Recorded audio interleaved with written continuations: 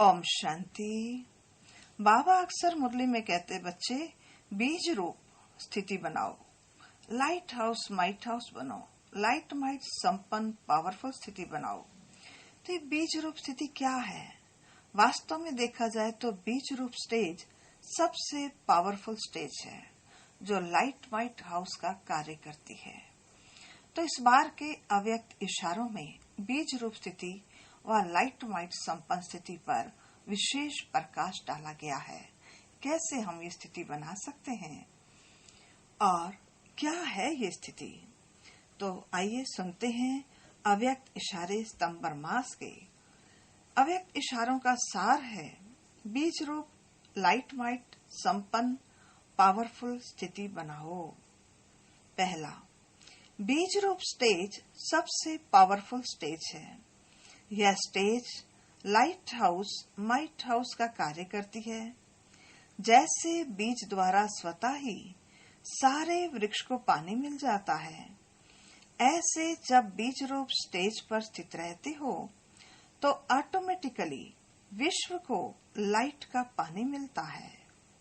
दूसरा, जैसे light house एक स्थान पर होते हुए चारों ओर अपनी लाइट फैलाता है, ऐसे लाइट हाउस बन विश्व कल्याणकारी बन विश्व तक अपनी लाइट फैलाने के लिए पावरफुल स्टेज चाहिए। जैसे स्थूल लाइट का बल्ब तेज पावर वाला होगा तो चारों ओर लाइट फैलेगी, जीरो पावर हद तक रहेगी। तो अब लाइट हाउस बनो, ना कि बल्ब।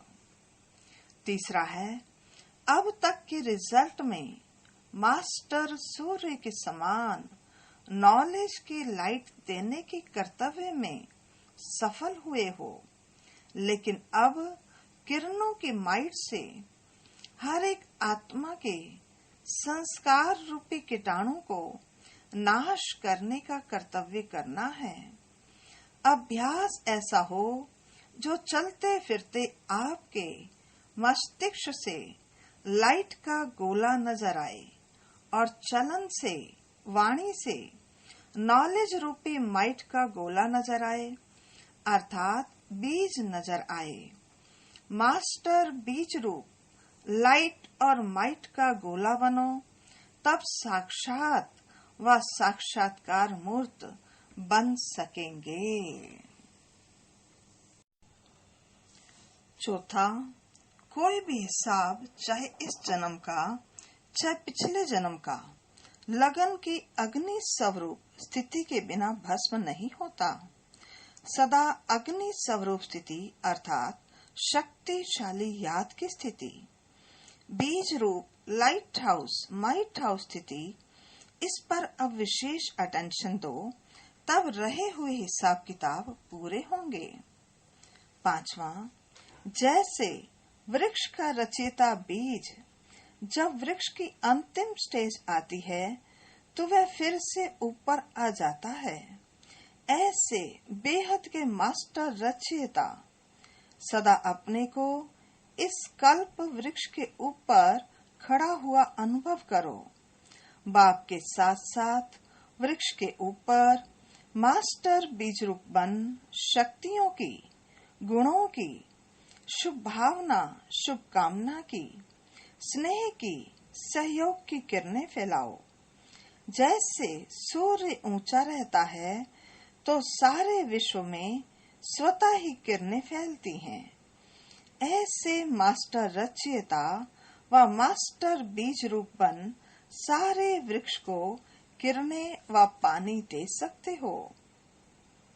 छठा, जब विशेष याद में बैठते हो तो अपने कोई न कोई श्रेष्ठ स्वमान की सीट पर बैठो, कभी मास्टर बीज रूप की स्थिति के आसन पर और कभी अव्यक्त फरिश्ते की सीट पर और कभी विश्व कल्याणकारी स्थिति की सीट पर सेट हो जाओ।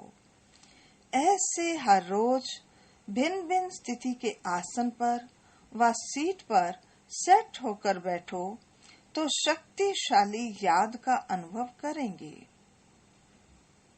सातवां, जब आप अपनी बीज रूप स्थिति में स्थित होंगे तो अनेक आत्माओं में समय की पहचान और बाप की पहचान का बीज बढ़ेगा।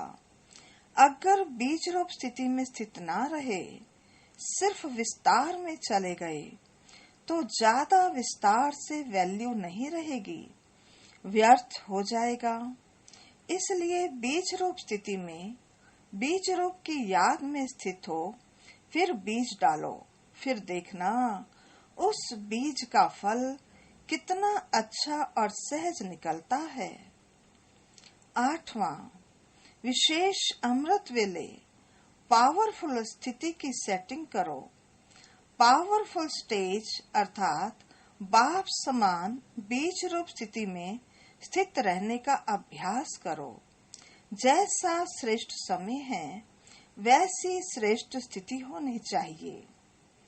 साधारण स्थिति में तो कर्म करते भी रह सकते हो, लेकिन यह विशेष वरदान का समय है। इस समय को यथार्थ रीति यूज करो तो सारे दिन की याद की स्थिति पर उसका प्रभाव रहेगा।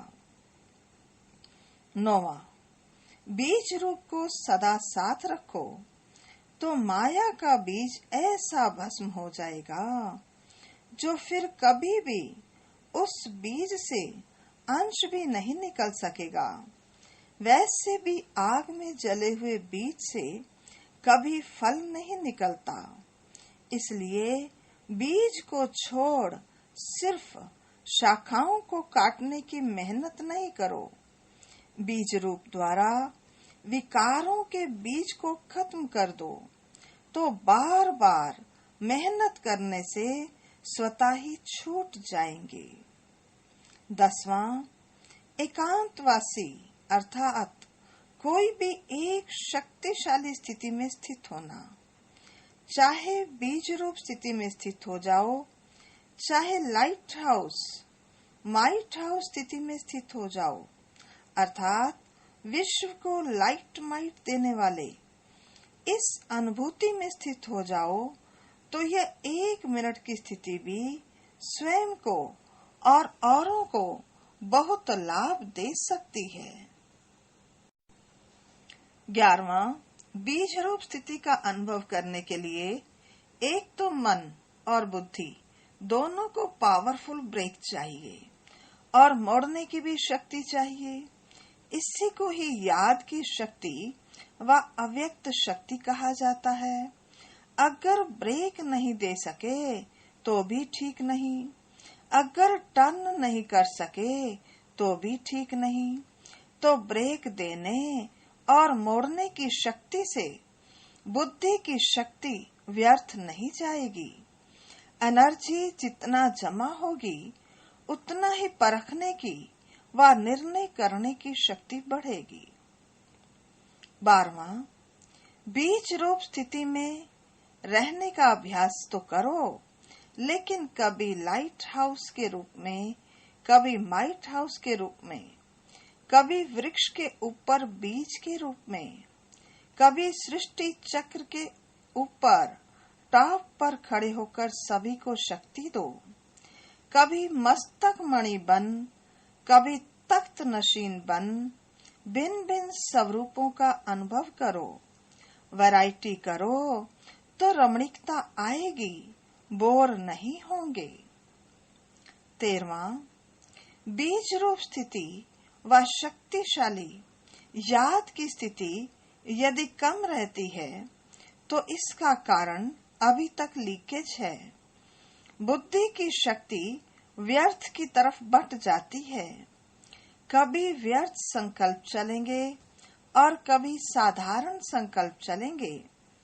जो काम कर रहे हैं उसी के संकल्प में बुद्धि का बिजी रहना, इसको कहते हैं साधारण संकल्प।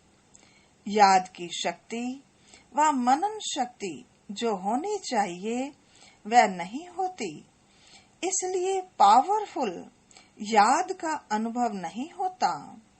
इसलिए सदा समर्थ संकल्पों में, समर्थ स्थिति में रहो, तब शक्तिशाली बीज रूप स्थिति का अनुभव कर सकेंगे।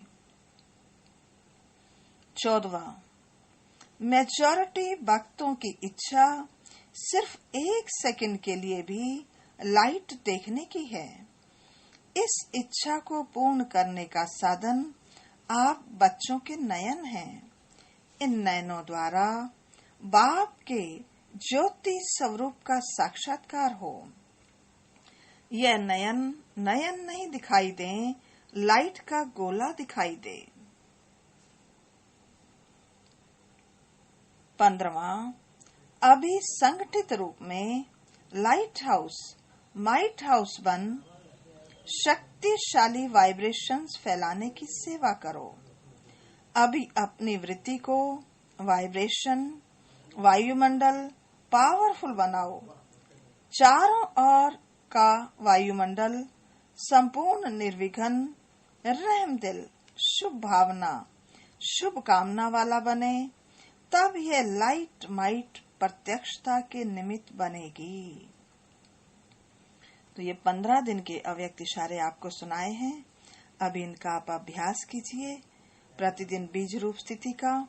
फिर अगले 15 दिन के अव्यक्त इशारे आपको सुनाएंगे। ओम शांति।